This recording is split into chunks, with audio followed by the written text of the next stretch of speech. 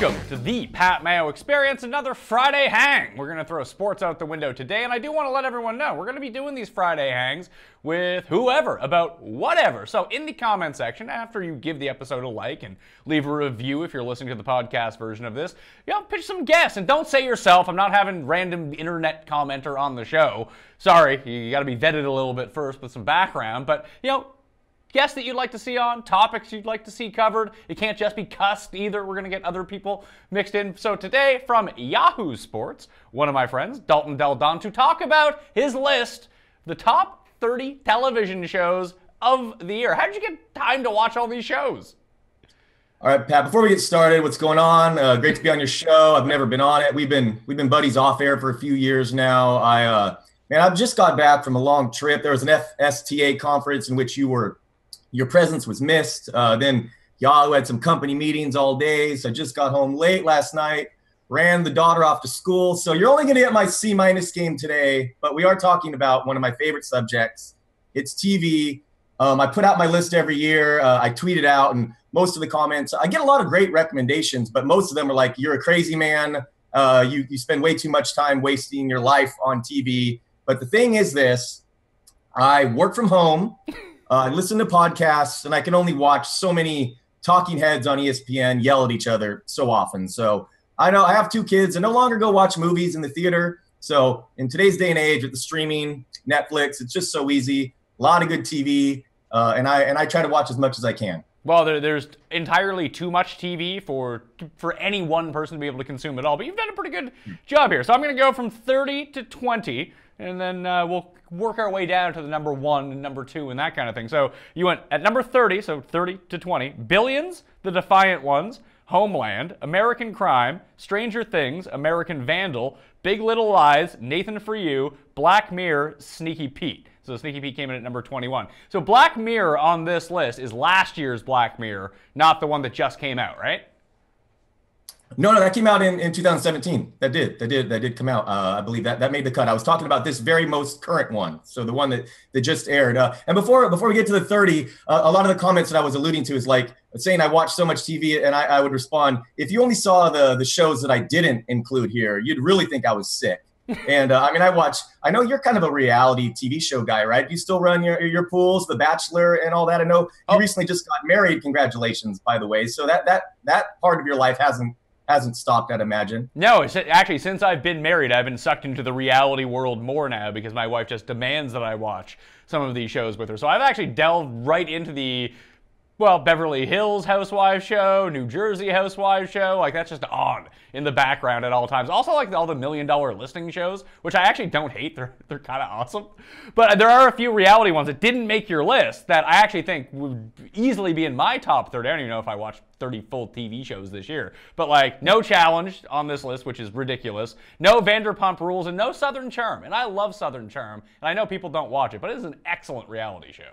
Okay, I'm gonna have to write Southern Charm down. I don't know that one, but I do have a list of shows that I do plan on catching up on. But like I said, too much time on my hands. But Vanderpump Rules, I was gonna ask you. My wife loves it. I'm sure I would actually be thoroughly entertained. I probably should. That'd be a perfect background show because the vast majority of these I do watch in the background while I'm on the computer doing work. So only a handful of the ones that get the key viewing with my full attention. But The Challenge, you're right. What was I thinking? I've watched them all. They just make honorable mention. The Bachelorette. I do watch a lot of quote unquote bad TV as well. I tried to mix in the higher brow with that, but did you watch all the challenges? They're just getting crazy. It's like a year-round event these days. I mean, now Terrell Owens is really getting in fist fights with CT.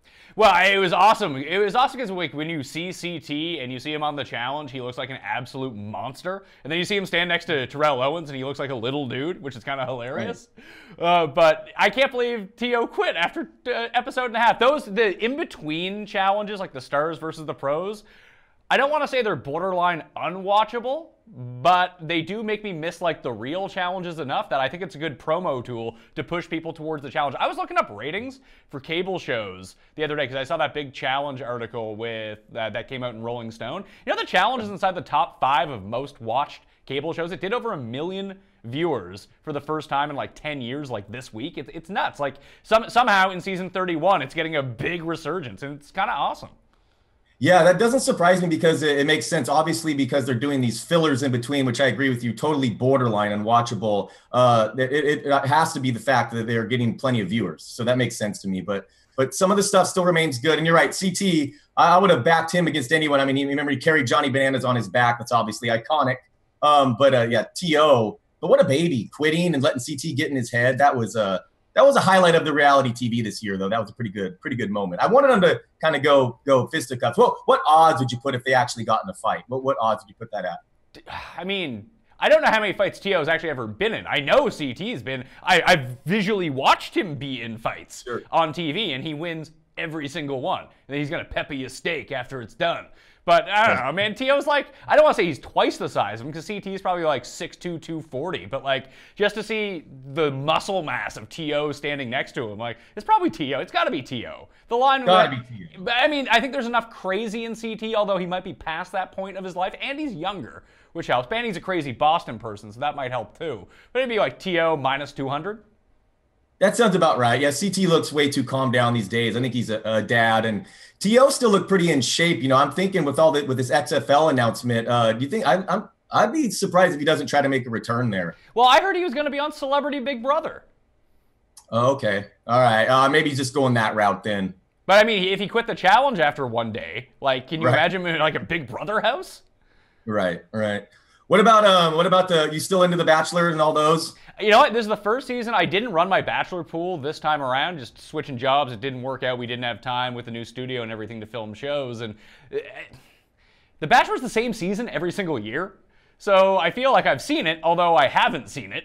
And the only one that was ever really different was the Juan Pablo season, and they're never going to have anyone like that ever again. But that was at least hilarious to watch. But Bachelor, right. I always watch Bachelor in Paradise, which is the best of the 3 Bachelor shows. But they're doing like a Winter Games one now to mix in with the Winter Olympics. That actually looks kind of fun.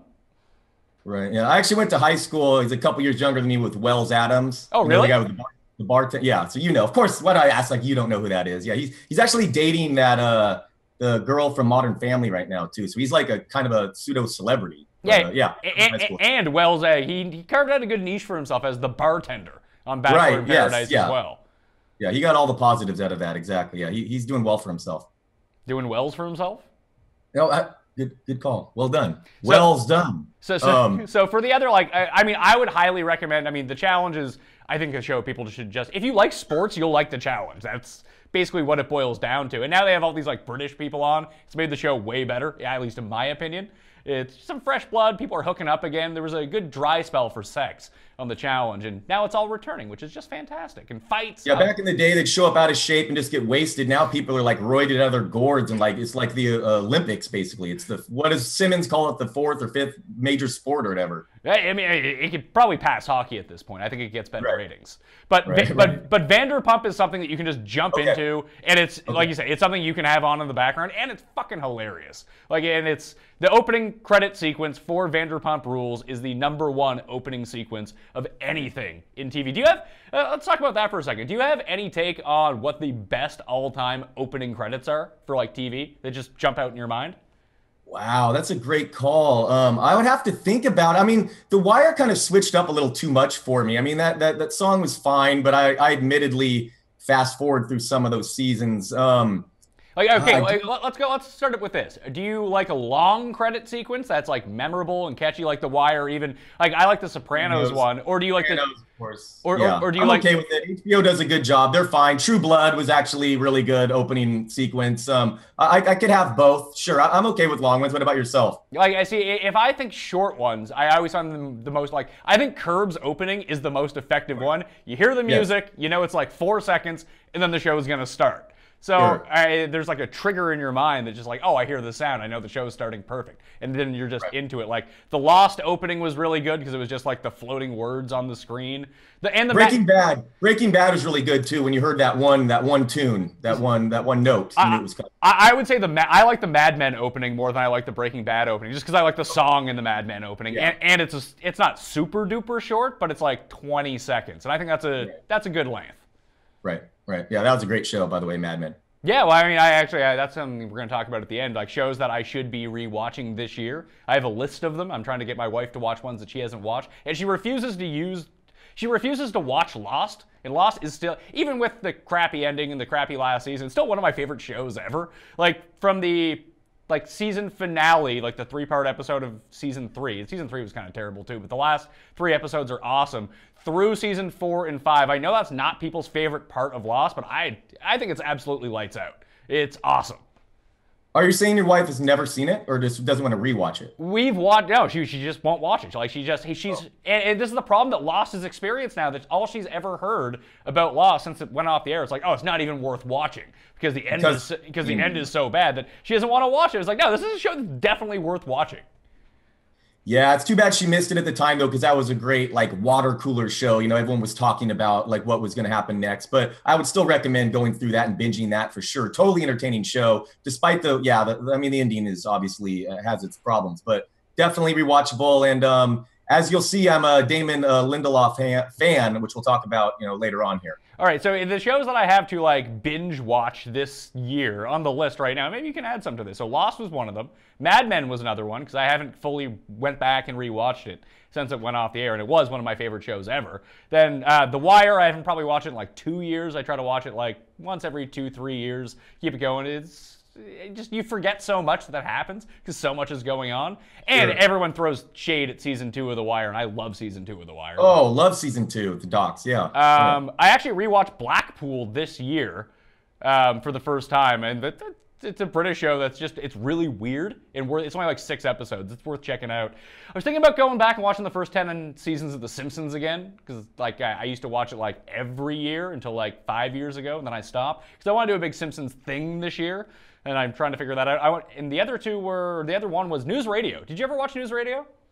One of those just like I'd catch on like syndication type shows, never religiously, but it was, from what I remember, I always I remember thinking to myself that I underrated it and I probably should have given it more of a shot. Yeah, I think I want to go back and go watch it again. I liked it the first time around, but it's network TV. It's all like 22 minutes. It's a super easy rewatch, and it's one of those things where you can just have on in the background while you're doing other stuff. So I think that one's perfect.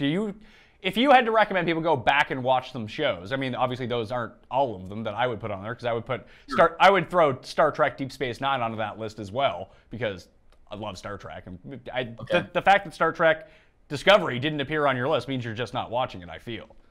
That's true. I don't watch it. So that's just ignorance. It's not a lack of liking. But yeah, I've never gotten too into Star Trek. One show I would recommend back in the day to binge that's really was kind of under the radar was The Shield. Did you ever watch that? Yeah, I did. I feel like that is the go-to show for being like, hey, if you like Sopranos and The Wire, it's like the other show that was on at that time that was just as good was The Shield. It's just no one had FX then. Yeah. Sorry if that was too obvious of an answer. My go-to fantasy team name has been the Strike Team for like the last decade. So, all right, good. So you watch that. Speaking of bad endings, that's the opposite. The ending scene of that series is haunting. Where he's sitting, I don't want to spoiler alert, but where he's sitting at his desk. That's Mackie. That's a great ending. I loved Ollie G's show, and that would be very quickly. You could binge that. It's 2 seasons, 6 episodes, I think, or something. But man, I know he's become more popular with his movies, obviously, but. Dude, just watch those round tables when he's Ollie G. It's on par with any, Larry David and Seinfeld or my pantheon. It's those 3 for me. Really? You would throw Ali G into the Seinfeld curb canon? Oh, when he's doing those round tables on the original show, doesn't get any better for me. All right. Well, let's get back to your list for this year. Although I will say my favorite show, which is still technically on the air, but it only comes out like once every 3 years, is Venture Brothers on Cartoon Network, which is an awesome rewatch show for anyone that just enjoys pop culture and laughing at really offside stuff. Like, everyone's really into Rick and Morty now. Venture Brothers, not that I dislike Rick and Morty, I've only ever actually seen like 5 episodes, funny enough, but like Venture Brothers is way above it. It's from the guys it's not the guy that did the Tick cartoon, but it's the guys that worked on the Tick cartoon. It just has that vibe to it, if everyone remembers the Tick cartoon from like the late 90s. Yeah, the thing I remember about the Tick is David Puddy from Seinfeld played him in the live action version. Yeah, it has nothing to do with the live action version. I'm just talking cartoon only here. Well, I certainly trust you, especially when it comes to cartoons, because when I put out this list 2 years ago, you came back at me with BoJack Horseman, which I had not even seen yet, and felt totally dumb about it after I started watching it because it's a fantastic show. I have it 5th on my list this year. And I thank you for that. I'd since heard of it. And of course, it's not too secretive, but you were the first one to tell me and to get me to give it a try. And even on my list this year, I have 3 other cartoons. So yeah, Rick and Morty. I did not get into it till this year, but you can binge 3 seasons pretty quickly there. Jeff and Some Aliens was a show on Comedy Central that had a high school friend created it and wrote it. And another high school friend who was even closer was the animator. Unfortunately, it was canceled. But so I'm a little bit of a homer there, but it was funny. And then Big Mouth. Did you catch that at all? A Netflix original with Nick Kroll? Yeah, I watched like the first 3 episodes. And the problem with TV is if I don't, especially in like today's TV landscape, if I don't watch all the episodes all at once, I actually forget that the shows exist. And then I just forget to go back and watch them. So I watched. My buddy came over one night. He was telling me about it, and we had a few drinks and just popped that on for like 5 straight hours. I think we ended up rewatching the first one after we watched all like the first 4 or whatever it was. It was right when it came out, and then until this very moment, I forgot it existed. Okay, it's pretty funny. It is funny. Point being, I'm more into cartoons than I have been, and Venture Brothers is officially on my list of shows to watch. It should be on everyone's list to watch. People underrate cartoons, and like, and maybe it's an omission, maybe you didn't watch it, maybe you just don't care anymore. But did you watch this season of South Park? I did not. No, it's probably just a mistake. Is it a mistake? Like, should I still be watching it? I've not watched the last couple seasons. Yeah, I mean It's been weird because they did like they went to like serialize for the last 2 seasons, basically doing Trump stuff with Garrison as Trump. But like the show is still hilarious, and it's still one of the few shows, and maybe it's so ingrained in my mind at this point, but from all the shows that I watched growing up, whether it be Simpsons, South Park, Family Guy, all those ones that I was big into, like, hey, I'm going to watch these on Sunday nights when they're on, like South Park is the only one that I still actively watch. Right. Okay. Yeah, no, I don't doubt it. It's probably a mistake on my part. I should throw that back on the DVR mix. So with the cartoons, like some people just don't give cartoons the time of day, but generally speaking, the most like forward-thinking shows on TV at any point in time are generally an adult cartoon somewhere, because they can just push the boundaries more than live TV can. Yeah, no, BoJack Horseman, I'd argue, is one of the darkest shows this last couple seasons too. I mean, sure, they get away with some outrageous comedy and there are animals involved, but at the same time, it's really deep issues that they take very, very seriously. Yeah, I think that people, when they see it, they're like, hey, Will Arnett does the voice, Amy Sedaris does the voice, Aaron Paul's on it, Allison Brie. Hey, it sounds like a comedy. It's fucking hilarious, but it works as one of the better dramas on TV too. Like it's super sad. 100%. And before I forget, Amy Sedaris, you brought that up. The most underrated comedy of all time is Strangers with Candy. You're big on the Colbert days from Strangers with Candy? So good. That show, a must. Now, top 10 all-time comedy, easily. I don't know if I'd go that far with it. It's very good, but top 10 all-time comedy? Come on. Oh, yeah. On mine, top 10, yes. Strangers with Candy. It's no Frasier, put it that way. Yeah, a little different. I mean, there is a whole, season or two where remember her dad doesn't move? They said that was like the hardest character to write. Remember, he's just like, he's a statuesque for a whole season or 2. Yeah, you're right. Brilliant, right? My point is that stuff you can't just find that anywhere, like on your Frasier. So you a big Frasier guy, really? I'm a huge Frasier guy. There's like 300 episodes, but they are a brisk rewatch if you ever want to go back and pound through those. And they're all hilarious.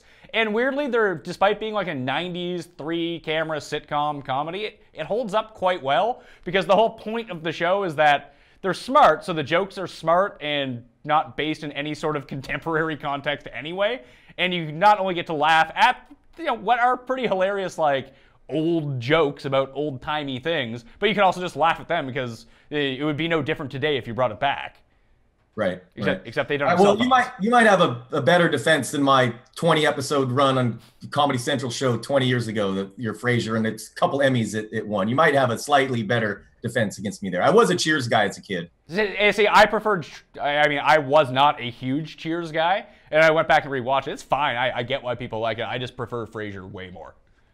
Gotcha. Yeah, makes sense. Okay. All right, so back to your list for this year. Like I said, I went through the 30 to 20. I want to get back to Black Mirror for just a second. So you didn't like this season as much as you liked other seasons? Because I thought this season was better than last season. You know, this is your show, but can I just run through some honorable mentions real quick, too? Because run through it. I want to touch on some shows that, because I don't really, I mean, lists, everyone loves lists, but whatever. The point is I watched it and I liked it. So, okay, so Room 104 was an interesting anthology show on HBO with the Duplass brothers. I don't know if you know them. They were in The League. Interesting writer. It's kind of like a Twilight Zone, and every episode was different, and it took place in one hotel room. Interesting show. The Ranch. I try to go, a mixture of these deep shows, and then I got an Ashton Kutcher show with a laugh track. What are your thoughts? Can you get past a show currently if it has a laugh track on it? I mean, I don't think I watch any shows currently with a laugh track that are new, but I have no problem like watching Seinfeld. Right. Okay. So if it back then, but now it just seems so bizarre. Anyway, that show still has it, and it has its own problems with Danny Masterson. But if you want a show to run in the background, a cheesy comedy, that's okay. Glow was good with Allison Brie and Mark Maron. That was a really good show on Netflix. Unbreakable Kimmy Schmidt. Bates Motel's final season was good. Girls' final season was good. Veep continues to be good. Silicon Valley. You a Silicon Valley guy? No, I'm not. I'm a big Veep guy, but I'm not a Silicon Valley guy. And it's weird because I love Mike Judge. Right. Yeah, that is weird. Yeah, Mike Judge is so good. I really liked what's that one movie that he has that's really underrated with Jason Bateman? The Elixir? The one where he works in the stupid factory. Yes, I like that movie. Extract. Good call. Good pull. Okay. Yeah, so and then a couple others run Silicon Valley. Yeah, TJ Miller gonna be interesting. He's leaving the show. The Good Place, that's a good show. Michael Schur. Teachers, Broad City. Better Things is a really good show on FX, but Louis C.K. is a whole issue with that. I don't know if you understand that, but he's a co-creator, and now he's off the show. Yeah, that's the Pamela Alden show. I actually watched it. That's one show I watch with my wife all the time. It's not bad. Yeah, my wife likes it more than me. I think it's pretty smart. Should be interesting to see what happens with him leaving. Peaky Blinders, Atypical, Love, and Shameless is one of those just real entertaining shows. Okay. All right. I hate Shameless. I hate it. Oh, really? Too over the top or what? Too cheesy? It just I think it gets broken into what people enjoy when they want to watch when they watch TV, and just like I really hated Sons of Anarchy too, and I feel like they both fall into the same. They're not the same shows by any stretch of the imagination, but the big thing is that there's a certain vibe of the show. Like if I want to get into something, I'm more or less really wanting to think about like Mad Men when it comes to like the style of like fake life that I want to get into, or I want to go like the Sopranos Wire route where it's like organized crime and the cops and something like that. Just Sons of Anarchy and Shameless, they're too low. Like they just deal with too lowbrow. It makes me sad, put it that way. Like it's a lowbrow culture that I just have no interest in whatsoever. So it makes the shows really unappealing to me. And the worst part is I get sucked into watching Shameless every week because my wife absolutely loves it. Does this happen to you? Do you watch any shows that your wife loves that you just get sucked into? Yes. Actually, Shameless started that way. I don't even think I ever watched the first season. I just kept in the background having it on, and then I got caught. I think they're named the Gallaghers. I'm terrible with television shows, TV characters' names, but obviously it's a little, they're kind of running out of storylines, and I get what you're saying, but I do find it decent filler in the background. I mean, it's entertaining. I mean, there's a lot of craziness that goes on, but sure, I get your criticism of it. Fine. My number 30, Billions, is kind of similar. I find it more of just like an entertaining, like, eat popcorn while you watch it type show. Yeah, I would agree with you on Billions. Just it's the same. It's the same show as Shameless in terms of what people want to get out of it, but I prefer sort of the setting of Billions just far more than Shameless. That would be, it's sort of like, I mean, maybe Mad Men was the bad example, but like, this guy is a billionaire and he's running stock fraud and crap like that. Like, that's something I can really get into. At least, I don't know why I find it more relatable because I have no money, but at least at some point in life, I would prefer to end up like the Billions guys and the Shameless people. Sure. Yeah, that's a fair point. All right. Okay. All right. So what about the other one? Do you have any specific questions? Did you watch the Defiant Ones? People loved that. People argued I should have had that higher, but it was a very short miniseries. I watched the first episode and then I totally forgot that it was ever on again. Like I had planned on watching like all 4 of them in a row, and then I forgot. It was interesting, but it wasn't earth-shattering. But it was all right. And then so Black Mirror. What are your thoughts on that? I mean, obviously anyone who hasn't seen that should. It's our generation's Twilight Zone. Every episode's different. It's an anthology. It's great. I personally did not love this newest season, but you were about to say something about it yourself. Yeah, so if anyone hasn't watched it, I recommend you go watch it because I'm going to spoil the entire thing for you right now because we're going to talk about the actual episodes. But I do feel like they might be running out of ideas because every episode... Did you find that there was a theme this year in the episodes that everything involved some sort of like brain chip of some sort? Oh yeah, it did. Well, see, that's what I worried about when I heard that there was already a new season coming out too. They used to go like 2-3 years, and they were the first two were like 3 episodes long, or at least not too long. And these came out, 9 months already, and I was like a little worried about the stretching the story. And I think you might be right on that. But I mean, there was one episode that I really enjoyed from last season. That was the Shut Up and Dance episode where they were texting the kid and had the big twist at the end. I won't spoil that for you. But just even I look back and think about the first episode of last season was the Michael Shore, Rashida Jones episode where everyone went on like the rating system. It was more of like a fun one. But the first episode from this year, and maybe it's because I am a big Trek fan, that it was like sort of the Star Trek parody. I just preferred.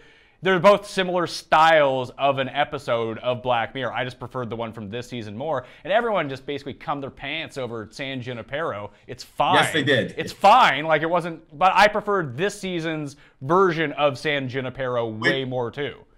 Yeah, right. Okay. Which is what? Hang the DJ, right? Yeah, Hang the DJ. I just thought it was a better episode. But... I'm totally with you here. I like San Junipero, but it wasn't the greatest. And I'm with you with Shut Up and Dance. People criticize that, but I thought it was totally entertaining, and I really liked it. Just like I liked the first episode that ever aired on it. I know it's not crazy, the technology and stuff, the national anthem. I find that one super entertaining too. But I think it's interesting because my favorite episodes of Black Mirror are ones that don't involve some sort of, I don't want to say like crazy technology, but my favorite ones are the ones that they don't take necessarily place in present day, but they have the technology that we have right now. And National Anthem was like that. I mean, basically the thing that they used, the technology was YouTube. And then Shut Up and Dance, it was basically just texting. And then even in the White Bear episode, another one which I really like it's not out of the realm of possibility that could just be happening right now. It's not, at least I fucking hope it's not, but stuff like that could be happening. And I think that's more poignant than something like, hey, here's San Junipero. You can upload your consciousness to a cloud. Like, that's a cool concept, but there's only so much of that I can really see. Basing more shows in like today's reality, I think make more sense for me. Yeah, I'm with you. And Hang the DJ was great. And Black Museum, maybe I'm a weird dude, but man, I thought that was so fun. That guy who kept deriving pleasure through his patient's pain, that doctor. Yeah, I see. Everyone. That was the episode that everyone had a problem with this year. Was the last one, the Black Museum. It was like it wasn't my favorite episode of the year, but I did really love it. Yes, me too. I thought that was hilarious, and that doctor was doing that. Yeah, and then obviously the end gets pretty dark, but yeah, and I was into that episode. I liked it. So I mean, it sounds like you liked this season then. Yeah, I mean, I put it on whatever on my top 25. I mean, sure, yeah, I guess I just have high expectations. Is really the answer here is as a high bar to clear. I mean, it's a great show. Yeah. All right. Did you see Electric Dreams by chance? Philip K. Dick's Electric Dreams, which I have basically dubbed as minor league Black Mirror. No. No. I mean, it's another anthology show. It's like a British show based on like short stories from Philip K. Dick. They're like all right. They're really well shot, but like I don't love the show. It's kind of boring. Even Cranston's in an episode. That's probably the best one, but like I don't know. Like it just feels like the really low rent version of doing an anthology like sci-fi show.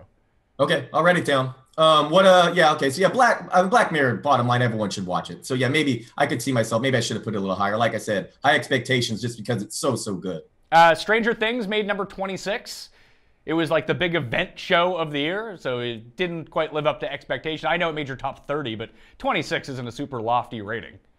Yeah, it's a fun show. I was going to ask you about that too. It's a topical show. People tweeting about it when it came out. Great show to binge right away. I was skeptical after season 1. I thought they kind of told the story. I'm not a huge fan of that genre in typically, but I liked it. It's a fun, good show. It's a B. That seems about right to me, mid-20s. What do you think? I'm not really into it. I've only ever really caught like sparse episodes. It just not something that really appealed to me. I would not, force anyone. You must watch, but it's like I said, a fun show, and they're going to try to do a 3rd season, which really could be a stretch. Well, the whole thing with it is I wasn't really bummed out because no one really comes up to you and is like, oh, Stranger Things is the must-watch show of the year, but culturally speaking, it became one of those shows that if you didn't watch it, you were just left out of the conversation because everyone had watched. And there are so few shows like that now that it sucked not being a part of that conversation. But I was just like, I don't want to get into it now. No, you're right. That's probably one of the top three most talked about shows right now on TV. What do you think are the three most talked about? It's probably that, Game of Thrones, and what? Game of Thrones, yes. Game of Thrones is in its own beast right now, and then I'd probably say Stranger Things. All right, well, you have Game of Thrones on your list at where is it here? Number 8. Game of Thrones, the mini half season. The season wasn't great, but it's weird because you can only really compare Game of Thrones to itself. Because no other show is dealing with a $1 billion budget and is shooting for what they're shooting for right now. And like we mentioned, it's one of the only shows that everyone seems to watch. So I think the degree of difficulty and the degree of scrutiny that it goes under is a lot higher than it is for a lot of shows. But I mean, I was fine with the season when they released. It's not like it's going to prevent me from watching the next final episodes that end up coming out. But I think compared to other seasons, there was a lot of misses this season, a lot of downtime. And I know they have to accelerate the story to get it done with. But either way, I don't know. It seemed to be one of the worst of the seasons of Game of Thrones. Yeah, I never read any of the books. I'm around. I watch with people who have, so I hear that. I know they're past that at this point, and it's going to be frustrating to wait 2 years or whatever to this final half of the season. But a lot of the comments on Twitter where I had this too low, and I'm fine with it. Whenever I had, I think, number 3 the season before in 2016. I love the show. Yeah, it was just a lot of setup, the penultimate season basically, and had terrific moments with some crazy cool just war scenes that are just, some big budget movies don't look so good. So they kind of cheated when the cliffhanger, did so-and-so die, and then of course they were fine. But it's a fun show, and I really look forward to the ending of it. All right, so you're 20 to 11 on your list. You go Review, which I've never heard of. What's Review? Yeah, so that's a really niche show. It's on Comedy Central. It's now no longer on, and this guy he reviews life events, so like becoming a drug addict or a gambler, or it's actually very difficult to explain, and it's not so simple to find a stream, but its last season was very clever, and it kind of abruptly ended. And one of his last reviews, I guess I'm just going to give it away, no one watches the show, but was the challenge was to get your own TV show canceled. And his big thing is he has to do no matter what they throw at him.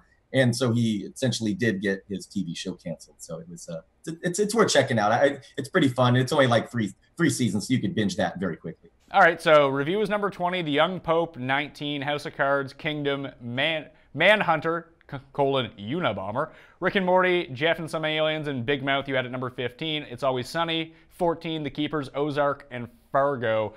So I didn't watch The Young Pope, because I kind of missed that little wave of when it was super relevant.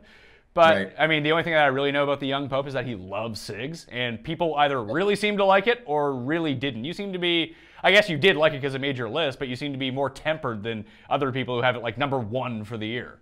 Yeah, I came out, actually didn't watch this one until late in the year, even though it came out much sooner. It was just one of those I tried to get caught up on, but you're exactly right. I kind of fall in between. Definitely had its moments. I thought it started out stronger than it finished. I'm not sure where it goes from here, but it's not what I'd implore you, but it definitely did have its moments. It had a nice mixture of comedy, but I want to ask you about a couple of these others that if you caught, were you a Big Little Lies fan?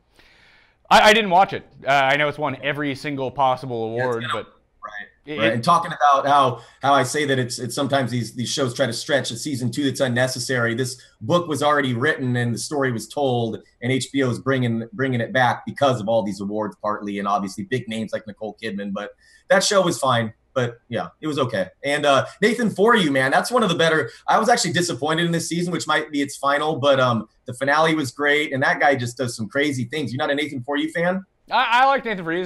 He actually, when he started out getting into comedy, he wrote for a show called 22 Minutes, which is produced from my hometown. So I was going to say he's a Canadian, right? Yeah, so I've been aware of Nathan for a while, but I like the show, but this season wasn't that great. Okay, fair enough. It was more fun when it first started. You're like, hey, this concept is hilarious, but then it's almost like everything. Once it's on for too long, you're just like, eh. Right, but anyone who hasn't seen The Claw of Shame, that 30 minutes of television is up there. It's one of the most must-watch. You know what I'm talking about? The Claw of Shame. Oh yeah, no, listen, I'm on board with you. I don't want to ruin it for anyone else, but I wanted to ask you about Ozark. You have Ozark at number 12. I haven't seen it, but it seems like a show that's right up my alley. Yeah, Jason Bateman. It's a little bit of mixture of Breaking Bad. Some people find it a little bit implausible. A lot about money laundering, but fun. First season, just one season, I think like 10 episodes on Netflix. So it probably is up your alley. It's I would recommend it. Good acting. Laura Linney. Sure, it's a good show. Is Kingdom that like MMA show? Yeah, I'm an MMA guy, but I was obviously skeptical that they could make that an interesting show. And this is it's funny that my wife was way into the show before me. Like she was 3 seasons ahead. And I started watching it, and it's fantastic. This season right here we're talking about, this last year was its final one, but really under the radar. It even switched networks. I forget, it ended up on some DirecTV one or something, but very, very few people know about it. But a really, really good show. Even if you're not an MMA fan, I would recommend it. Anything else from that like 30 to 11 list you want to? Yeah, Manhunter was good. I mean, I just forgot a lot of that story. And it was similar to Mindhunter, which I had 10. I'm a David Fincher guy. Did you check that out, or either of those? Yeah, I watched all of Mindhunter. I didn't see any of Manhunter. Okay. Yeah, what'd you think of Mindhunter? I like Mindhunter. I actually thought that it's weird because when I watched it, I wasn't in on like the first wave of people coming out. People were like, this is the best show of the year by far. And even when you looked at a lot of end of the year lists, Mindhunter ended up coming in at like 1, 2, or 3 on most people's lists. I didn't think it was that good. I mean, right. It's good because with Fincher in it, it doesn't look like any other show, and it has the Fincher vibe to it, and the Fincher vibe and the Fincher like colorization and the look and the directing that goes along with it is, it's always awesome when it comes to Fincher. Like the production quality is always going to be a step higher than anything you can think of. But I don't know, like it's good. Like it would be in my top 10, but I think right around 10, 8, something like that is a justifiable spot for it. Yeah, some of that dialogue was tough to get through, like that opening scene in the bar we met that girl. But I did like it, and I'm into it. I'm going to see where it goes. And like I said, I love Fincher. Just to touch on a couple more real quick, American Vandal was another Netflix original that was a mockumentary, which I found hilarious because some people watched the whole show without realizing that. And these shows that were real popular, like The Jinx and Making a Murderer, they kind of turned it on its head, and it's just a show about some guy in high school vandalizes 21 cars, drawing dicks on them, and it's a whole search of who the culprit is. And it's a total, like I said, a mockumentary. Have you heard about this show at all? Oh yeah, I haven't watched it, but it's a very internet popular show. Put it that way. Okay, yeah, it was pretty good. What about Fargo? You a Fargo guy? I made it through the first episode of Fargo, and then I didn't watch it. I was a big fan of the first 2 seasons, and there's just something that didn't click right away, and maybe I missed out on a good season, but there's something about the first episode it wasn't for me. Okay, fair enough. It was nowhere near as good as the first 2, so I'm fine. And I like season 2 of Fargo more than I like season 1. So yeah, I love season 1. I love. Season 1 is very good. Season 2 was awesome though. It had aliens in it. It did. No, a lot of people agree with you. A lot of people. I just love the Billy Bob and the ending. I love season 1, but a lot of people would be on board with you. All right, so your top 10. We already talked about Mindhunter. That's at number 10, and then you went The Deuce at number 9. I watched the first episode of The Deuce, and then I just had to take some time to digest it. I haven't jumped back in yet. Probably will end up doing that. But does it come back now with all this James Franco stuff going on? Well, that's a good question, but I certainly hope so, because they wrote it for 3 seasons and they have it all planned out. So I really hope I know the creators, The Wire, and it's the closest thing to The Wire for me stylistically since The Wire. It's another cool long intro. You're right though, the Franco thing, I actually didn't even think of that. Boy, I hope that doesn't kill this show, because it is tough to get into. And I don't want to treat a show like a homework assignment, but I hear you. The first couple hours is a little bit tough. But once, some of these shows, I mean, The Wire wasn't totally accessible right away either. So once you do kind of get into the characters, highly recommend this show. I could have put this as high as 2 or 3.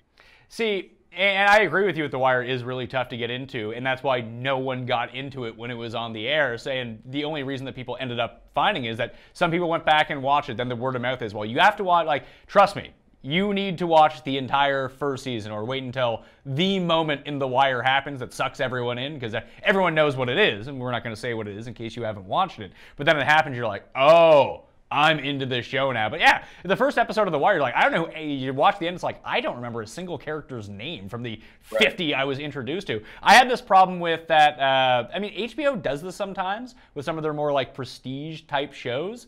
What was the one? Vinyl. I watched the first episode of Vinyl. I was like, this is a bit much. Like, I never watched it. Get on with it. Yeah, I never watched it. Yeah. So I never watched it. So, that's my. I would check out The Deuce though, but you're right, it may get canceled. Who knows? I guess Franco was a creep. So Mindhunter 10, The Deuce number 9, Game of Thrones number 8, 13 Reasons Why. I'm not sure what that is. Okay, so it's a controversial show about teen suicide. I actually liked it, and I understand the criticism behind it. I don't want to give away too much, but it's revealed early that a teenage girl commits suicide, and there are tapes revealed, I think 13 tapes, 13 episodes, 13 Reasons Why, obviously, talking about someone in her life that contributed to her decision to end her life. And it's, yeah, I don't know. I liked it. I mean, it's a really good show and worth watching. Probably could be about 3 episodes shorter. There's a couple filler there that really wasn't needed, but very different. Really tried to aim for something different, and I get some of the criticism, but it's touching on some obviously really serious topics. What network is it on? Is it a Netflix show? It's a Netflix original. Netflix original, and that's another one that did so well. They're going to make a season 2. And I guess it's just going to be all flashbacks. I don't know. This is actually the worst of all, how they're going to attempt to make a season 2 here when there's zero reason. Well, could you make it, I mean, I haven't seen it from what you described. Could you just make it like an anthology show, sort of like they did with, what the fuck is the name of the show? With Fargo, but there's one, the one that was, it was in a mental institution. It's on FX. It's a Ryan Murphy show. Oh, American Horror Story. American Horror Story. Could you make it sort of like it's the same type of show, but now it's just in a different setting? Right. I would think you would have to, but reportedly they're bringing back the same cast, so we'll see. All right. Oh, did OJ come out last year?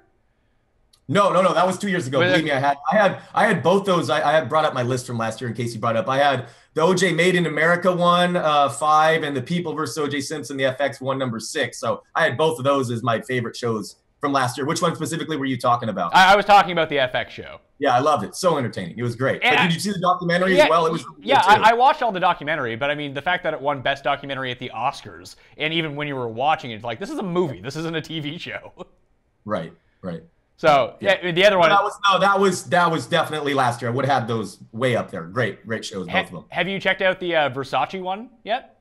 Yes, I saw the premiere, and I'm in. It's good? Yeah. I mean, it's one episode. We'll see, but it has me hooked for sure. I mean, Ryan Murphy is pretty entertaining. He can be, and then other stuff, it's just like, no. I mean, that first season of Nip Tuck is about as entertaining as it gets. I think that's Ryan Murphy. I've seen all of Nip Tuck. Yeah, it is Ryan Murphy. So okay. Yeah, that first 2 seasons is pretty legit. All right, number 6, you got Master and None. How do you think season 2 compared to season 1? Because I didn't think it was as good. Okay, well, he's aiming so high. I don't know. It's hit and miss. So, like, people love the episode where he sat in a restaurant and it showed him dating different women throughout the entire episode. I love the one off my wife didn't like as much, the New York episode where he was barely in it. Aziz, the one with the 3 short stories. Yep. I liked that one. It's funny. Someone responded to me on Twitter, someone said, I can't watch shows with subtitles. And I'm like, Master of None. And then I remembered the first episode he's in Italy or something. It's like the first half of the first episode, and that's the only part with subtitles. But anyway, it's sad that we're talking about James Franco. I talked about Louis C.K. and now Aziz is in the media for this, and this show might get canceled. So who knows? But I like Master of None. Season 1 probably a little better, I guess, but I have it 6, so obviously I love it, and I think it's really strong writing. What about yourself? I think it's the show, weirdly enough, and obviously Curb is the most like Seinfeld sense of humor. But Master and None is the show that reminds me the most of if the technology was available and like how TV works today was available 25 years ago, and that's just how they did it. Seinfeld would look like Master of None. Right. It just has that vibe to me. It's funny, he gets recognized as an actor in some award shows, and I'm like, he's more like the writing, and like I don't think it's his acting is what makes that show. But so you like season 1 better, though, you said? Yeah, I like season 1 better. But you'd recommend it, right? I mean, it's listen, I think season 2 of Master of None is fine, and I would recommend people watch it, but I just didn't think it was as good as season 1. Right. Which Yeah. is, and it's also a funny storyline with the chef in hindsight too, by the way. yeah, a little bit.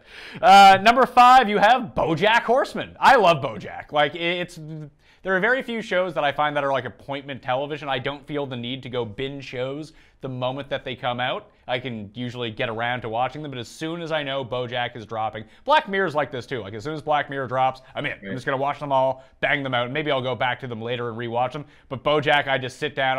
I'll spend a Saturday and just bang them all out, and I have a great time. Sure. The only appointment show I would say I have right now is Game of Thrones. I do find myself and friends getting together on Sunday nights, still doing that. I'd imagine for one more season there. But yeah, you need to pontificate about BoJack. I already said it earlier. You're the guy that got me onto it. I mean, what a great show. I mean, were you in from the beginning? Yeah, as soon as it came out, I was like, because I love Will Arnett. I just have a very soft spot in my heart for Will Arnett. And I love cartoons. I was like, well, he has one of the best voices on the go. And then I watched the first episode. I was like, oh, this humor is my wheelhouse for humor. It's dark, it's mean, and it's kind of sad at the same time. And it deals with such specific references to things that I can see how it alienates an audience really quickly. But even, I mean, there's a couple in this season, there was a few from last season. Like, their ability to dedicate an entire show to like a weird concept, I find really cool as well. Like, it's a far more artistic show than I think that people really think when you think cartoon, and just the premise of the show of him being a basically washed up TV actor who's just an alcoholic and an asshole to everybody. And I love the self-deprecating celebrity voice people they get to do voice. I'm like, boy, they're really harsh on her, man. That's mean. And then I see, oh, that really was her voicing herself. You know, I love it that they do that. But super, super smart show. And yeah, speaking of intros, I'm a fan of that opening segment. Do you know who made that song? By the way, I don't. Who did it? That's the Black Keys guy. Is it really? Black Keys does the intro for BoJack. Yeah. See, I like the intro. I also like the extra song too.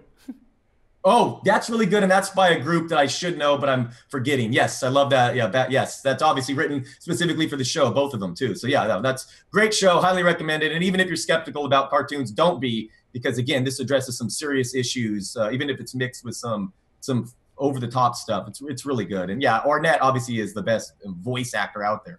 Number 4, Curb Your Enthusiasm, the new season. That actually became appointment TV for me this year, because like you, like I had Game of Thrones, which was good because, like you, people would just come over and watch Game of Thrones. The only other show that I have that I do that for in my life is The Challenge. People come over and we watch The Challenge on Tuesday nights, but that's really about it. With Curb, that was another one. For the season premiere and season finale, people came over and we watched Curb. And I don't know how there was moments of the season that were just absolutely hilarious, but just it's been off for so long now that it's hard to compare it with even the other seasons. I mean, I enjoyed it. I definitely recommend anyone who likes Curb is going just to like the show no matter what it is, but it seemed very more hit and miss, and maybe the other seasons were more hit and miss than I remember, but I remember them all so fondly, except for really season 5 when he donated his kidney to Richard Lewis, that I don't know, it seemed like a very disjointed season. It was. So me putting it 4 almost feels bad. I feel bad, like I'm cheating it. I mean, I only mentioned like one thing in my Twitter profile. I think it's Larry David. I mean, I love the guy. I'm a Seinfeld fan. Curb and Seinfeld, I always debate in my head which is my favorite. It had been, 6-7 years since its last season, so I was so hyped up. So yes, it wasn't one of its very, very best seasons. He had a lot to say. I love that they were all oversized episodes, typically 40 minutes long, because clear, he had a lot of things to complain about since he hadn't written the show in so long. And now I love it. He's going to come back with a 10th, and it's going to be soon, within a year. So I'm fired up. And yeah, there are things to complain about, and some of it's outrageous, his behavior. But dude, it's so funny. I mean, I just love the situations and the neuroticness, and it's just I don't know. It's just right up my alley. I think the longer episodes was a mistake. Could be. I've heard that complaint. I'm always big on comedies being, like, they don't need to be short. They don't need to be 22 minutes. But I think that, like, the 30-minute mark is where it's sort of the sweet spot for comedy. There's only so much you can laugh at the same situation over and over before you need to move on to something else. Sure, yeah. I love Bryan Cranston. We've talked about before this episode, and he's reunited, back from his Tim Whatley days with Seinfeld. He makes a good cameo. It's a couple fun dating sequences with Larry, but yeah, I mean, I just absolutely love the show. I mean, it's right there. That and Seinfeld are by far my two favorite shows of all time. All right, so number 3 on your list is Better Call Saul. I have to admit, I've never actually watched an episode of Better Call Saul. I don't know why, because I love Breaking Bad. By the way, the accidental text is the most brilliant idea ever, and you should institute that in your life too. It's not going to happen. People are too savvy for it. Even Susie was savvy to it in like 2 seconds. She knows the game. All right, yes. Well, she is Susie, but all right, okay. That's brilliant still. All right, Better Call Saul. So were you a Breaking Bad guy? Yeah, I was. Really? So why? I mean, I was skeptical, don't get me wrong. I mean, a prequel? Are you kidding me? This sounds like a horrible idea. But really, I mean, it's been pretty well received and reviewed from the get-go. Yeah, I mean, it's just even to see Odenkirk winning Emmys for the show and like the positive reviews for it. But like, I don't know that I was burnt out from Breaking Bad by the time it ended, or just the show looks slow. And not that I have anything against slow shows, but it just seems like there are certain shows that you have in your queue, and you're like, oh, this show is going to be awesome right from the get-go. And this one just seems like it's going to be a chore to get into. Okay, a couple things. I was closer to putting it at number 1 on my list than number 4. It is one of my 5 favorite dramas of all time. Vince Gilligan's clearly a genius. If I were to say my favorite actor of the year, I'd say Michael McKean from this show. It's great. It is slow, and it's funny you say that though, because every time I watch it, I am fast forwarding the commercial, and I'm like, how am I 48 minutes through this already? For me, it flies by. I cannot say enough good things about Better Call Saul. I would hear an argument that it's better than Breaking Bad, and the fact they keep bringing it. The plan was him to become the character from Breaking Bad, like right away within the first half of the first season. But people love so much the direction it's taken. It's drawn out longer, but to its benefit. Fantastic show. I totally could not recommend it enough. So I mean, it just finished season 3 right now. Right, correct, and something very, very. It ended at a very important issue happened. All right, so it's a show that I can dedicate over the course of like the next 2 months. After football ends, I get done with everything else, I have a bit more time on my hands. I can jump into Better Call Saul. I would 100% recommend it. Now, would you recommend that I jump into Better Call Saul? Because I also never seen an episode of your number 1 show of the year, The Leftovers. Okay, well, let me get to Twin Peaks. No. We're gonna. Okay. Leftovers. Okay, Twin Peaks as well, but Leftovers a little bit different because it's a little bit more supernatural, and I'm typically not a supernatural guy, but there is some suspension of disbelief that you have to have more than a show like Better Call Saul, but totally different. It's Lindelof. You said you love Lost, right? Everything about the show seems to strike all the chords that I want, but like. I heard when the first season came out, everyone said the first season was so bad that it just really dissuaded me from watching season 2. And then in season 2, everyone was just like, oh, the show was awesome all of a sudden. And then I never jumped into it. I just don't know why. There are certain shows that they fall into your blind spot, and it fell into a blind spot and I never got back into it. Okay, well, first of all, I disagree that season 1's so bad, but yes, it does get better. And if people complain about how Lost ended, I don't know how much you've read about this, but I know this was loved on a lot of lists. And hardly all that I've seen is that it was loved, and Lindelof made up for how Lost ended up ending up. But I don't actually. The only thing that I really know about the show is sort of the core concept of what happens at the beginning. And I've tried not to read anything about it because I have been saving it. I just don't know for when. Okay, I have a few things to say about this. So what's the most talked about last scene of a show of all time is probably Sopranos, right? I mean, in terms of like to talk about it, or like what the best is? Talk about it. I would say, yeah, The Sopranos, although, and I'm on board with this, that when people mention like, hey, let's talk about endings to TV shows, 6 Feet Under always falls in that category because it's awesome. Sure. Yep, great song, and obviously saw the montage of how everyone's life. Yeah, no, and it was fitting for the show. Great ending, sure. But the point I was trying to make, and obviously this isn't exactly a great analogy considering Leftovers was far less popular than Sopranos, but it's very. It leaves the show that's built up the entire show to an ending in which will be discussed and debated with strong viewpoints on opposite spectrums, as much as Sopranos. I'll say that, but at the same time, even if you're on the far left or the far right, you're equally as satisfied and like opposite of Lost. You totally came through. Such a good show. It's also funny. There's a whole Perfect Stranger. This show can be so dark and so serious and deal with such just death and morbid, and then have an opening that's the Perfect Strangers theme song, and deal with that. I forget his name. Mark Paul Baker makes a legitimate cameo as the actor who played in that, and it's all very difficult to explain. Justin Theroux anatomy. He run another part of season 1. There are a lot of scenes of him running in sweatpants, and he's blessed, let's say. So then the penultimate episode of this show, Lindelof actually throws in a joke. I don't want to get too deep into it, but in order to get into a certain security area, he needs to, some people use thumbprints. They use a different part of Theroux. And obviously he listens to its fans, and he makes a joke as you hear a thud hit. Perfect. I mean, have I not talked you into this? Yeah, no, listen, I'm in. I'm going to get to it. It's just I wanted to be very clear that I hadn't seen it.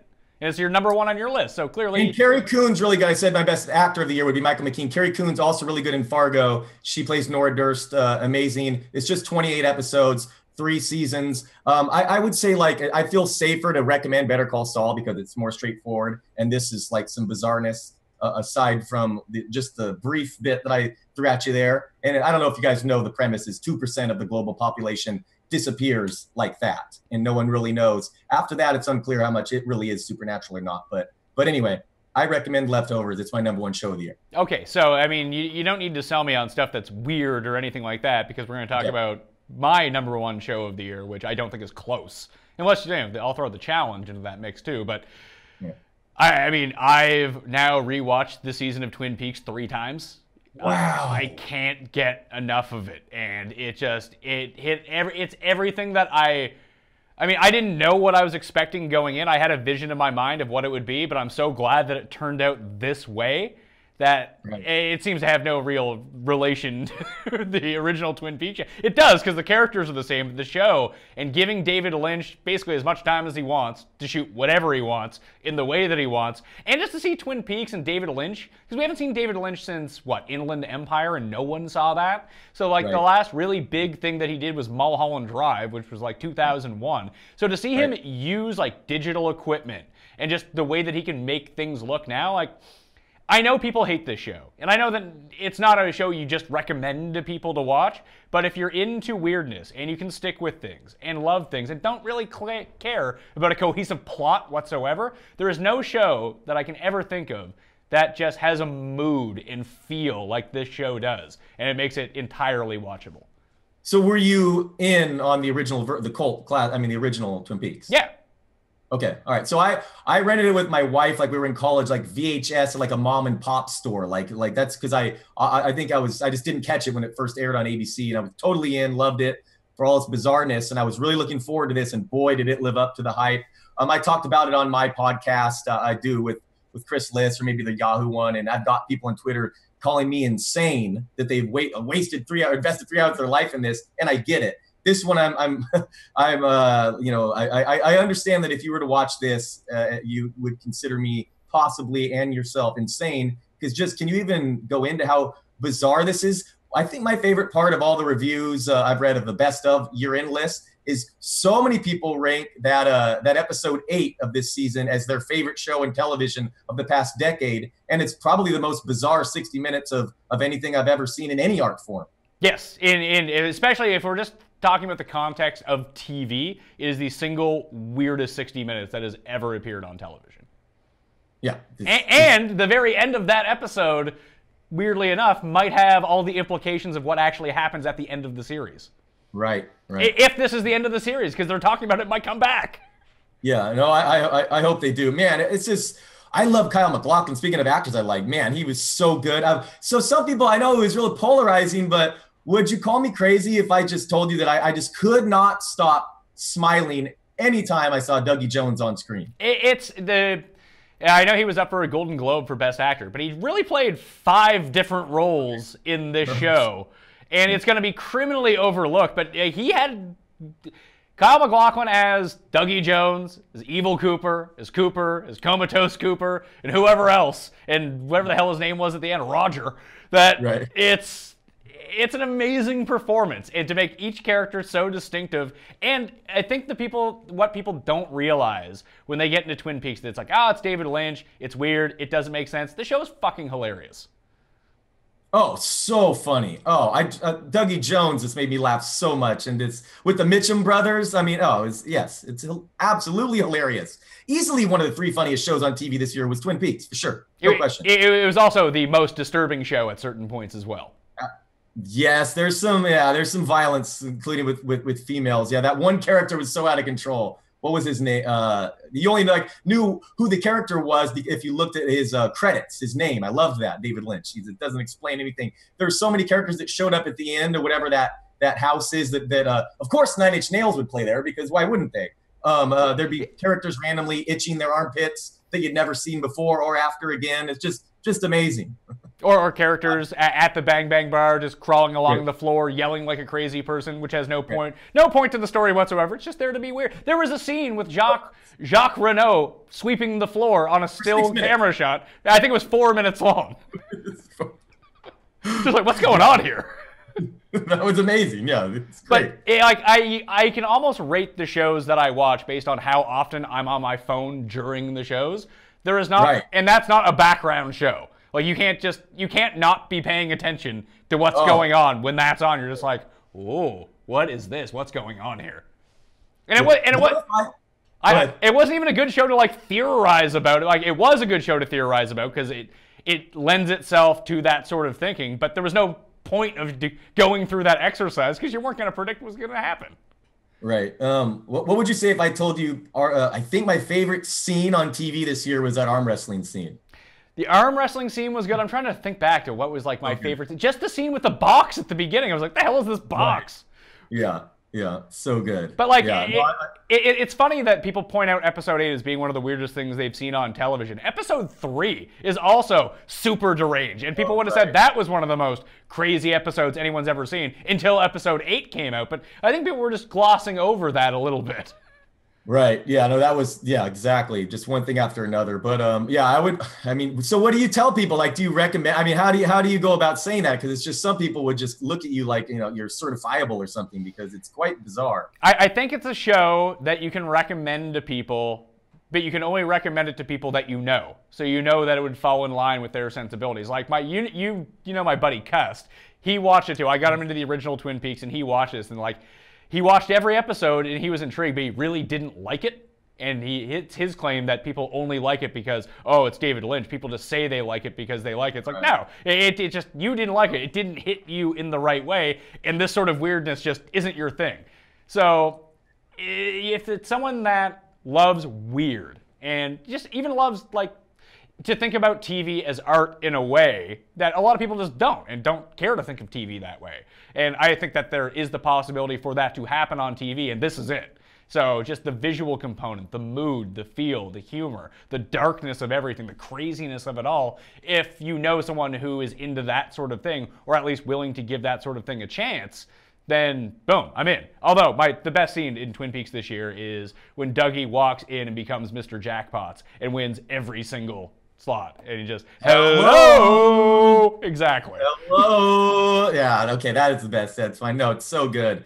Just no. I mean the score's brilliant. It's so hard to make New York City and Las Vegas look good with cinematography, but boy, Lynch accomplishes something I haven't seen. So that is a really good point, because that first overshot you see of New York City, you're like, that's New York City? I've never seen it shot that way before, which is insane because basically every movie has the skyline shot of New York City, and this one's just like, whoa. But that's giving David Lynch this new technology to do with. And like, have you watched all the David Lynch movies? Not the last one that you said, but most of them, yeah. All right, hey, so you've seen Lost Highway? Yeah. So, and they even have the shot in Mulholland Drive too. It's a staple Lynch shot, like it's sort of like the steady cam through the windshield of just seeing like the highway, and like it's dark on both sides, and all you can really see. You mean like the final, in other words, the final 40 minutes of the season finale? Yeah, and it happens a lot in this season, but just the way that he can use the new lenses and new technology to make that shot look different and even creepier is just insane. Yeah, he does that right away. It's episode 1 or 2, blaring some song I really liked. But yeah, and I named a couple fantasy teams Mr. Strawberry. Did we ever find out who Mr. Strawberry was exactly? I don't remember. I don't think we did. Yeah, I don't think we did. But and if you're someone who is concerned about that sort of stuff, not the show for you. Like if you're concerned about loose ends being tied up, no. Although, yes, yeah. You did, might have a slight problem with that if you're worried about loose ends, that's for sure. Although I think they did a really good job of tying up loose ends from the original series that a lot of like longtime fans really did want. Yeah, I really wish I had remembered more. It helped that I read like Alan Sepinwall's recaps because I didn't remember all the characters. I mean, first of all, the show's bizarre then too, so it's tough to remember every detail, but that helped. But yeah, it seemed like it really did satisfy both the former fan and someone could jump in and enjoy it too. Yeah, listen, if you're looking for plot, it's not the one for you. Yeah, absolutely. So you like Doug? Because some people that rubbed the wrong, they thought he was just like too much comic relief, but I thought it was just brilliant. Just the look on his face, you could tell which character he was playing, and it was just awesome. The fake tan the evil one had, I mean, it was just I don't know, it's such an entertaining show. Yeah, and you'd see new characters, new locations pop up, and just like even like the first episode when we get introduced to Mr. C, we're aware of who he is. Like if you've watched the show, like you understand what this character is. And then he walks into that like weird cabin with all like the strange looking people. You're like, oh man, this is fucked. Right. And just there's so much of that in the show that it's just like I said, it's absolute. Like BoJack for comedy hits my wheelhouse in terms of what I really like, sort of like Curb does for you. In terms of just overall, if I'm watching a drama and I like weird stuff and supernatural stuff and just nonsensical stuff and visually appealing things along with great, like you mentioned, the soundtrack is incredible. That just this show hits everything that I want from a TV show. And I'm glad they let it be 18 episodes. Screw it. It could have been 30 episodes. I would have watched every single one. Yeah, I totally agree. And he always highlights unknown artists at the end, just playing a full-on song throughout the credits. And yeah, I'm really glad Showtime gave him the freedom. And I'm on board if he does it again. Yeah, 18 episodes. He said just treat it like one long movie. And yeah, it's a bit of an investment, but ultimately, I'm actually impressed that you watched it 3 times. I really am. I bet you pick up stuff with each subsequent viewing. Yeah, well, I mean, it's funny because I watched it like right after the last episode, right before the last episode, I went back, or the last 2 because they were on in the same week, but there was like a little break period. I caught up again, went back and rewatched everything up until that point. I was like, oh, this, I mean, not that it makes sense, but you're like, oh, this was telegraphed here, this was telegraphed here. This scene makes a lot more sense now in episode 4 that I've seen episode 13. Like, right. And I do think that there was some of the storytelling in that was out of time sync. And just, they never showed it catching up to itself. But I think that certain things were happening in the show either well before the actual events that were playing out. They just never made mention of it. Right. Which is a real mindfuck. Right. No, I know. If there's one real morbid thing that someone's theory turned out to be true, and yeah, I read about it. But yeah, no, it's good. So overall, what? So you're on board if my number 2 is your number 1. So I'm happy to see that. I easily could have put Twin Peaks number 1. Fantastic show. You like BoJack. You like Curb, like Master of None. Give me yours. The fans want to hear Mayo's. I mean, I didn't really watch all that much. I watched more reality TV than anything. Twin Peaks was by far my favorite show of the year, but I don't even think I watched 30 shows to make an entire list of. I really enjoyed Star Trek Discovery. But I'm a huge Trek fan anyway, so it's legit though. Like you put that up with all your like classic favorite Star Trek stuff. Yeah, but I have a weird Star Trek relationship. Like Deep Space Nine is my favorite Star Trek, then Next Generation, then the original. Most people wouldn't do that, right? No, I mean, I think the people who really like TV like Deep Space Nine. People who love Star Trek don't like it because it's not the idea. Like people love Next Generation, like they're all the good guys all the time. They do a mission a week. It's very episodic. Like Deep Space Nine is one of the first shows ever on TV to be a serialized television show. Now, I think that Star Trek Deep Space Nine has more in common with like the new Battlestar Galactica than it does with anything that resembles Star Trek. And I feel about the new show Discovery, I mean, the production value is through the roof, which is awesome to see for something that's Star Trek, but it's a lot darker like Deep Space Nine one. It's not sort of like the fluffy original series Deep Space Nine or even Voyager, which I have watched and is not good. Battlestar Galactica was one of my wife's favorite shows. Discovery, what channel is that on? It's on the CBS streaming service. So CBS has a Netflix type thing. I think the sequel to The Good Wife is on it too. I think those are like the 2 shows. But it made perfect sense. Like I don't know if anyone has it.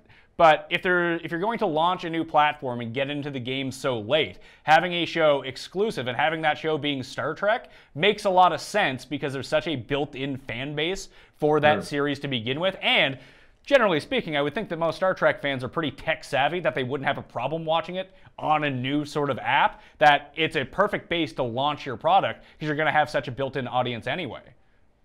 Yeah. Don't generalize, Pat. No, sorry. Yeah, no, I'll write that down. All right, I wrote down Venture Brothers, Electric Dreams, and Star Trek Discovery. Electric Dreams comes with a negative recommendation for me, though. The negative. Okay, all right, an asterisk next to that one. Okay. Yeah. All right. What else? What else do I have here? Oh, I watched the Menendez brothers Law and Order thing. Yes, it was not good, but I did too. Yeah. And you know what? Did that really happen? I did not realize that it took like 7 years, and the retrial was the same judge who then ruled all the family stuff inadmissible. Everyone I've told that to didn't realize that happened either. I had no idea it happened anyway. The only thing that I really knew was like Menendez brothers, they killed their parents, they went to jail. That's all I really knew about the story. So they could have made all this up for all I know. Right. It's not like I was online being like, what actually happened? I didn't really give a shit, but I don't think they totally made that up though. But yeah, OJ trial came and went in between theirs. It was like I didn't realize all that stuff, but just crazy that they kept the same judge and spent the rest of their life in jail without the jurors hearing any of the family stuff until the when they ruled for the death penalty or not. And like a lot of them, you watched the whole season? Yep. Yeah. Okay. So I watched that too. I would say if you're gonna go catch up on something, catch up on Venture Brothers. I like Star Trek Discovery. It's still midway through season 1 right now. I think there's only like 12 episodes or something that are already out. So it's an easy kind of quick watch to get all caught up to speed. And you could probably find it somewhere else besides the CBS app, I'm guessing. I know in Canada, they air it on one of the stations. They just buy it from CBS and play it on like Space TV or whatever it was. But what else did I watch? I watched The Crown this year. And I would say catch up on Vanderpump, and Southern Charm is a super easy watch if you want a reality show that is like any other reality show, but it takes place in Charleston, and the characters on the show aren't absolute losers. They're all like rich and smart people. They're just morons when it comes to like social life, and they're all like doing blow the entire time, but you don't see it on the screen, so they're all fired up all the time. So it's just a different twist on one of these shows. It's very well produced. All right, cool. Yeah, I'll check it out. That sounds good. I'm adding all 5 of those to my list. And yeah, and anyone shoot me on Twitter, give me recommendations. I seriously come across a lot by posting these, just by hearing from people. So there's so much damn TV out there today. I feel like I watch obviously a shit ton, and it's like people name half a dozen I've never even heard of, let alone watch. So it's crazy amount out there these days. All right, where can they get you on Twitter to make sure that they can send you the recommendations? Yes, at Dalton Beldon, that's my name. I just post all my stuff there. So just follow me on Twitter and all that stuff. Sure. Talk some TV. Thanks for having me, Pat. This was fun. Yeah, absolutely. We'll have to have you back on soon. I know you're getting ready for fantasy baseball season, and since we play in the League of Leagues together, I'm going to pick your brain and then steal all your picks. Yeah, I'm looking forward to that. Hope we meet up in Vegas again, but it sounds like you might have some other prior engagements. Yeah, I might have scheduling conflicts. I might have to send Chris Meany in my place to go do everything, as he is the partner on my team. Like, you go for you and Liz, I'll send Meany for me. Yeah. All right. Okay. Well, you will be missed. It's always a fun league. Cousin Sal, it's good times. All right. You can follow me on Twitter at ThePME, same as Instagram and Facebook. Subscribe to the Pat Mayo Experience for all the places you can download podcasts. You know what they all are. Leave a review. Give the episode a like. In the comment section, leave me some guests and topics that you'd like to see covered on the Friday Hang, because this is a lot of fun to do. You can see, Dalton and I love talking about TV, and there's a lot of stuff that I like talking about that isn't necessarily what is happening in sports tomorrow, and I'm sure you do too. So I'm going to try to cover some of that in the future as we go along until football returns again. Anyway, I'm Pat Mayo. Hope you enjoyed. I'll see you next time.